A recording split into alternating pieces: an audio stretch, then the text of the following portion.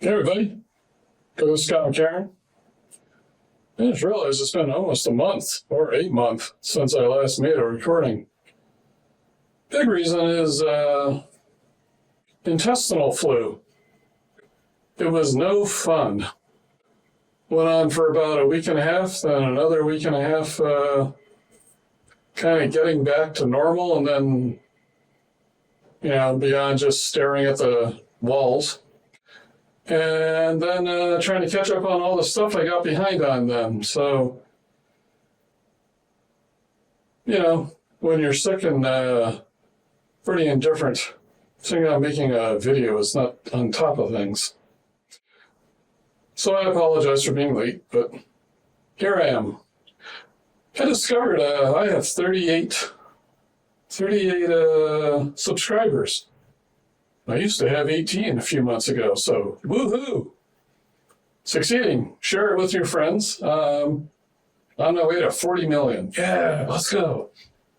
I finished my movie. I've mentioned it before. It's called Mysteries Whisper. I have the official copyright documents from the Library of Congress, so now I feel okay talking about it. Showed it at church. 12 people. They gave me standing applause. It's interesting, kind of the reviews. One person talks about how, I had people write down reactions, and they said that they found it funny at the beginning and how they could see themselves in the way people are interacting. One person said it reminded her of a combination of a very straightforward documentary mixed with David Lynch, which is, I guess I could see. Don't want to tell you too much. There are some scenes that kind of have David Lynchy feel to it, but I wasn't thinking of them at the time. One guy described it as a very internal exploration of being right with one's soul and being aware of one's own self-awareness and self-integration. I have a few others, but those are the ones I can think of off the top of the moment. But it's a story about a guy who, he's killed a few people, and he's kind of wondering what's up with life. And kind of wondering if he can get redemption or not. And he bumps into a couple of people who help guide him through that. And then, kind of heads on toward whether he gets there or not. I'm not going to tell you how it ends. You got to see it. But I'll let you all know what's going on. I'm still trying to figure out how to distribute it. I don't know if it's going to sell in movies, theaters. Not a big fan of giving it to distributors for online things, because my web series is a bit twisted. I gave to one group and they got it on Amazon, and I think I've had $1.20 I got for it. But I'm really seeing now that I guess I have my personal thing I'm getting over where I want somebody else to market me, because I think it's left over from I don't feel worthy or I don't want to interact or something, but now I do. So I'm just going to get out there and market it. So I hope you all are up for that. What else have I been doing?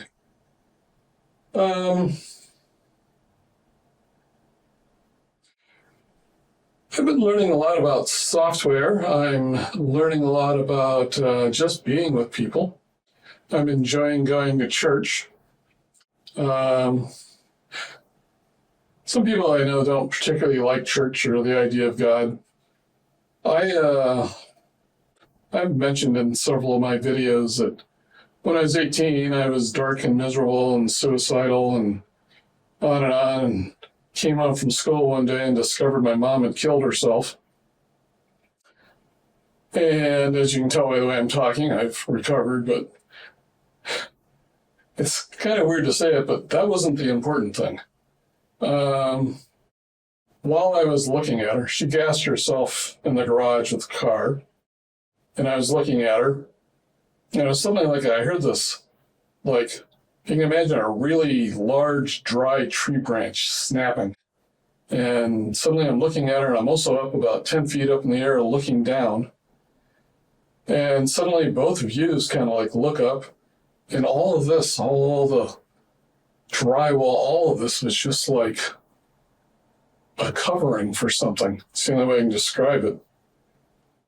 And I still have this view, I don't know if it's in my mind or my soul or where, but it's kind of this, it's this light that's so bright it's dark. And it started communicating something to me. And I've mentioned before, I'm in a garage full of gas fumes. So I could be, wigging out over breathing gas fumes. I could be dying, though that seems to me that's most likely the time you're going to bump into God. Who knows? But it just communicated with me, and to this day, as I'm talking right now, I can feel this chilling energy running through me just talking about it. And that was like 53 years ago. And it's like right now my body's just tingling. So it wasn't just some, I don't think it was I was poisoned by gasoline. Something hit my nervous system really intently. And later on, I was at a thing called Miracle of Love, that they had this thing called the Intensive. And I was sitting kind of like curled up like a little baby, except I was on my feet leaning against the wall. And while I was sitting there, I felt these hands caressing my face. And I was like, I wonder who's bugging me. And I opened my eyes up, and there was nobody there. And I was like, what's this? And it's kind of weird. Same thing when I was in the garage with my mom. It's like this voice spoke, but it wasn't a voice. I don't know how to describe it, but it was just kind of like, you know who I am. And it was that voice from, 30 years earlier. And I just felt very enraptured. So that kind of influences the impact of the movie, because knowing that one can actually have a transformation, no matter how dark or cynical or vindictive or self-loathing you are, really inspired me. I just wanted to, share that with people who are that way, because it is there in my experience. It's one of those things, like I watch a lot of, on YouTube, I don't watch cat videos. I watch, I can't say I don't watch any, they're kind of cute. But I watch like Religion for Breakfast and Esoterica and Bart Ehrman and a bunch of ministers just discussing the Bible. And there's always this kind of like intellectual debate about what does this mean, is it historically accurate, and on and on. But the thing I've always kind of noticed is none of them, like the Gospels, people act like they're historical things and you're supposed to compare them, and do they work with each other, and are there contradictions, and on and on. But that isn't what the Gospels are. They're testimonies to something.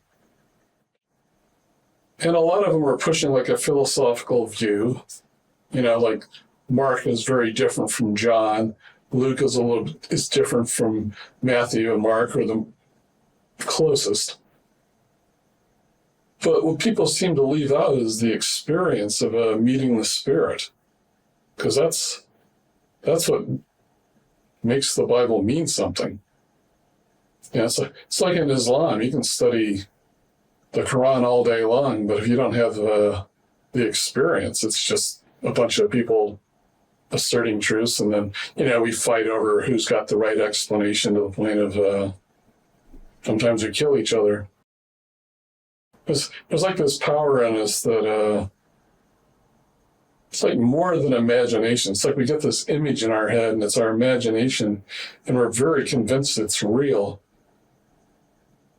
to the point that we'll actually kill each other. We'll lose our actual real lives for this imagined life. But, when you have the experience, it really changes the whole thing. It's like, it's not follow this and follow the rules and something good will happen. It's just like, oh, there it is. So I've been enjoying going to church because it's interesting. Interesting. It's wonderful interacting with people. I spent a lot of my life away from people, and I'm really enjoying becoming human. But that's what I am. Anyway, that's what I've been up to. Let's go to 40 million. Share this with your friends if you could. I appreciate it. My goal is in life is, a lot of people are making these videos and getting monetized to make money. None of my stuff is monetized. I'm sharing that it's possible to have an eternal being awaken inside of you because I had it happen to me. I used to think everybody had this happen, but I'm discovering that that's not true. So I try to share stuff about that. I can't say that Douglas McCarron is a name that was made up by my parents, and the personality is kind of a defense system, and it's a way of understanding things and protecting myself, but it's not actually me. There's the thing about conversation that's like, you have all these left-right limbic systems, but that conversation apparently is all coming mostly coming out of the left brain, but it's like ignoring the right brain and the limbic system and the whole nervous system in your whole body and limiting us to a bunch of words talking to themselves, as if they're going to tell you the truth. And the truth isn't just in there. I'm not saying thinking is bad. It just has this way of distracting from the totality of being a human. So anyway, that's where I am. My plans in the near future is, there's a song called Child in Time by Deep Purple, and I just want to talk to it from the point of view of a musician and how it's constructed, because I find it interesting. As usual, if you want to buy my 50 Steps to Guitar Greatness or any of the stuff on my website, I invite you. I'm not starving. I got this belly here. I'm doing fine. If you prefer, if you know a single parent who's got kids, go give them some money to help feed the kids.